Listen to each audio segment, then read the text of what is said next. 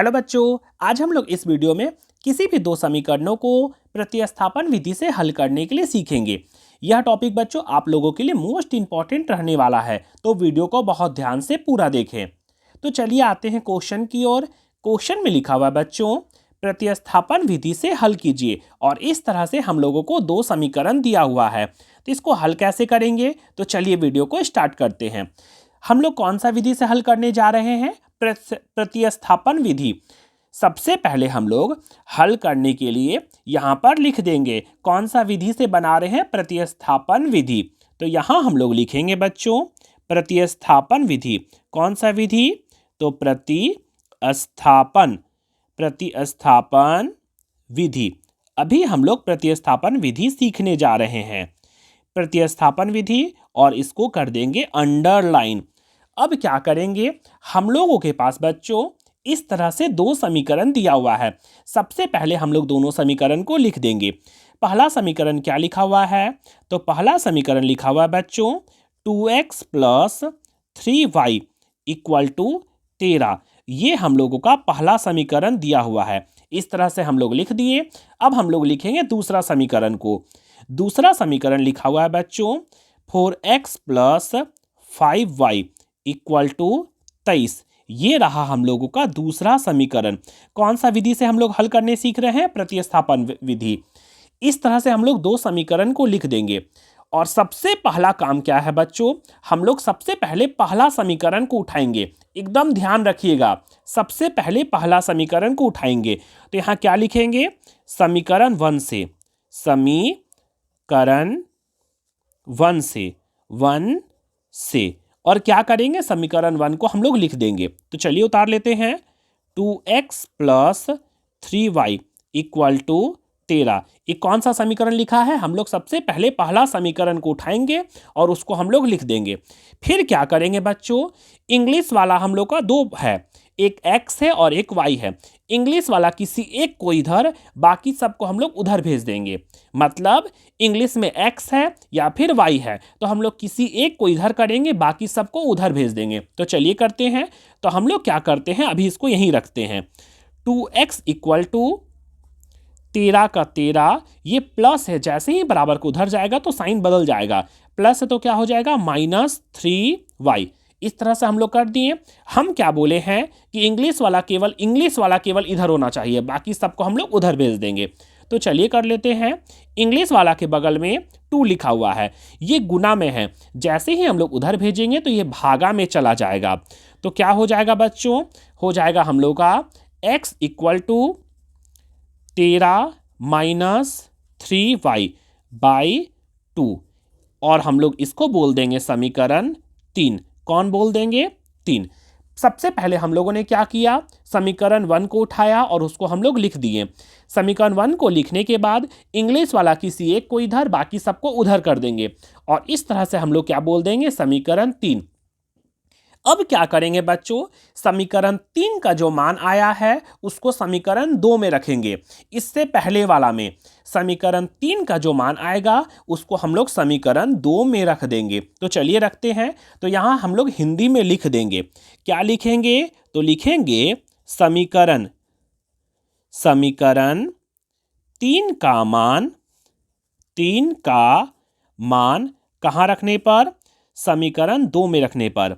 समीकरण 2, इससे पहले वाला में 3 से पहले आता है 2, तो 2 में रखने पर, 2 में रखने पर। तो चलिए 2 को सबसे पहले उतार देते हैं, फिर हम लोग रखेंगे। तो समीकरण 2 में क्या लिखा हुआ बच्चों? तो हम लोग का समीकरण 2 में ये लिखा हुआ है। तो चलिए लिख देते हैं 4x + 5y = 23। ये हम लोग का समीकरण 2 में लिखा हुआ है। अब क्या करेंगे बच्चों, हम लोगों ने लिखा है समीकरण 3 का जो मान है वो समीकरण 2 में रखने पर। 3 में क्या मान है? तो x = 13 - 3y/2। मतलब जहां पर हम लोगों को x दिखेगा उसके जगह में इसका मान को रख देंगे। तो चलिए रखते हैं हम लोग। यहां पर लिखा हुआ है बच्चों 4 और क्या है, x। तो x के जगह में यहाँ गुना लगा देंगे और x के जगह में हम लोग इसको रख देंगे। तो चलिए रखते हैं। तो कितना लिखा हुआ है? तो 13 - 3y/2 2, ये पूरा हम लोगों का लिखा हुआ है, प्लस सेम देखकर उतार देंगे 5y इक्वल टू 23। अब कैसे करेंगे, तो अगर कटेगा तो हम लोग काट देंगे, ये कटेगा क्या, हाँ 2 से कट जाएगा, 2 एकम 2, 2 दूना 4, कितना आया, तो 2 एकम 2, 2 दूना 4। इस तरह से अगर कटेगा तो हम लोग काट देंगे। क्या किया हम लोगों ने, तो 4 को 4 सेम देकर उतारा और x के जगह में पूरा मान रख दिया, 3 वाला जो था उसको यहाँ पूरा उतार दिए। अगर कटा तो हम लोग काट दिए। चलिए आगे सॉल्व कर लेते हैं। अब क्या करेंगे बच्चों, हम लोग ये जो 2 आया है इसको हम लोग दोनों से गुना कर देंगे, 2 को हम लोग दोनों से मल्टीप्लाई कर देंगे। तो चलिए उसको भी कर लेते हैं। तो 2 को 13 से गुना करेंगे तो 13 दूनी हो जाएगा 26, माइनस 2 को हम लोग 3 से गुना करेंगे तो 3 दूना 6, 6y plus 5y equal to कितना आया, 23 आया। अब क्या करेंगे बच्चों, हम लोग इसको सॉल्व करेंगे। तो आराम से हम लोग सॉल्व कर सकते हैं। इंग्लिश वाला सेम सेम है, पहले इसको हम लोग सॉल्व कर लेते हैं। तो क्या हो जाएगा, तो 26 का 26 माइनस और यहाँ प्लस, प्लस माइनस होता है बच्चों माइनस, प्लस माइनस माइनस मतलब घटाएंगे, घटाएंगे मतलब 6y में से 5y घटाएंगे, तो 6y में से 5y घटाएंगे बच्चों तो होगा 1y, 1y मतलब केवल y, 1 तो छिपा रहता है और बड़ा साइन हमेशा लगा देंगे। बड़ा साइन किसका है, तो बड़ा साइन बच्चों माइनस का है, तो यहाँ लगा देंगे माइनस, इक्वल टू कितना है, तो ये रहा 23। अब कैसे करेंगे बच्चों, तो एक जाति को हम लोग एक तरफ कर देंगे, एक जाति मतलब मैथ वाला को एक तरफ, तो यहाँ हो जाएगा बच्चों -y इक्वल टू 23। ये प्लस में है, जैसे ही बराबर को उधर जाएगा तो ये हो जाएगा -26। अब क्या करेंगे बच्चों, तो इसको अब हम लोग सॉल्व करते हैं। तो -y इक्वल टू कितना आया बच्चों, तो 26 में से 23 घटाएंगे, 26 में से 23 तो हम लोग का बचेगा 3। अब बड़ा साइन क्या चीज का है, तो बड़ा साइन बच्चों है माइनस, तो यहाँ लगा देंगे माइनस क्योंकि 26 में माइनस लगा हुआ है। अब क्या करेंगे, तो ये माइनस और ये माइनस दोनों तरफ है तो ये कट जाएगा, तो y का मान हम लोगों का कितना निकल गया, तो y इक्वल टू निकल गया बच्चों 3। इस तरह से हम लोगों का एक मान निकल जाएगा। अब क्या करेंगे, y का जो मान आएगा इसको इससे ऊपर वाला समीकरण में रख देंगे। ऊपर वाला मतलब y का जो मान आया है उसको अब हम लोग समीकरण 3 में रखेंगे। कौन सा समीकरण में, 3 में रखेंगे। तो चलिए रख देते हैं। तो यहां लिखेंगे बच्चों y का मान समीकरण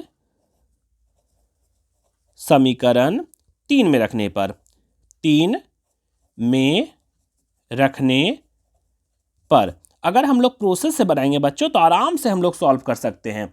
तो चलिए 3 में रखते हैं। तो समीकरण 3 में क्या लिखा हुआ बच्चों, तो समीकरण 3 में लिखा हुआ है 13 minus 3y by 2, 13 minus 3y by 2 x equal to, चलिए लिख देते हैं हम, इससे हम लोग का x का मान निकल जाएगा।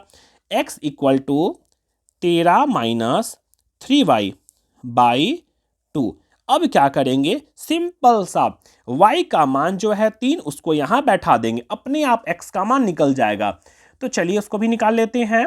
तो यहां क्या लिखेंगे बच्चों, x इक्वल टू 13 माइनस 3 गुना y का मान कितना है, तो y का मान आया है 3, तो यहां लिख देंगे 3/2। अब चलिए सॉल्व करते हैं इसको। तो इसको कैसे हल करेंगे बच्चों, तो यहां हो जाएगा बच्चों x इक्वल टू 13 का 13 माइनस 3 तिया 9 बाई 2। अब क्या करेंगे, तो x इक्वल टू लिखेंगे बच्चों हम लोग, x इक्वल टू 13 में से 9 घटाएंगे, 13 में से 9 घटाएंगे तो कितना बचेगा बच्चों, 13 में से 9 घटाएंगे तो होगा 4/2। ये कटेगा क्या, हाँ 2 एकम 2, 2 दूना 4, कितना आया बच्चों, ये हम लोग का निकल गया 2। इस तरह से हम लोगों का x का मान निकल गया। तो लास्ट में जरूर हम लोग लिख देंगे बच्चों अतः, क्या लिखेंगे, अतः